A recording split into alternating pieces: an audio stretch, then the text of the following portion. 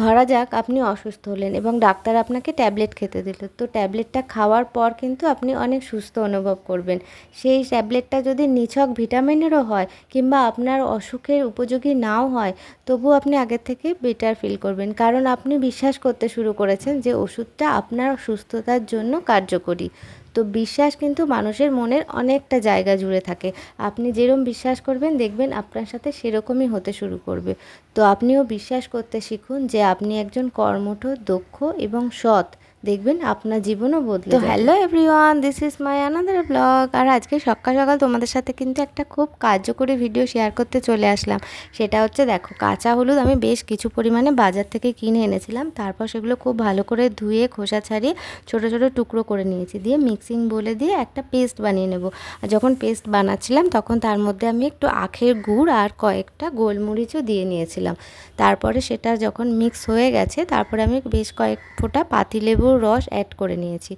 নিয়ে আমি এরকম আইস টিউবের মধ্যে ভরে রেখে দেবো। এটা ফ্রিজে রেখে দিলে একদম শক্ত টাইট হয়ে যাবে, একদম মানে বরফের যেরকম পিস হয় না, তো ওরকম একদম হয়ে যায় সলিড।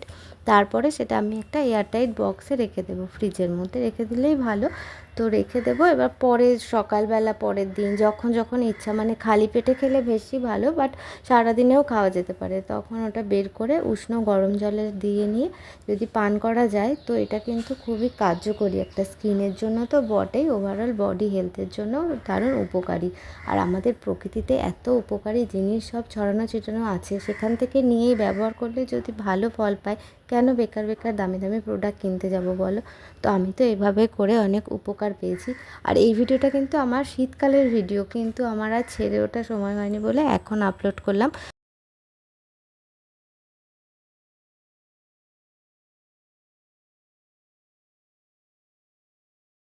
আর এই কাঁচা হলুদ দিয়ে কতটা উপকারী সেটা তো মোটামুটি ছোটো বড়ো প্রত্যেকেই জানি।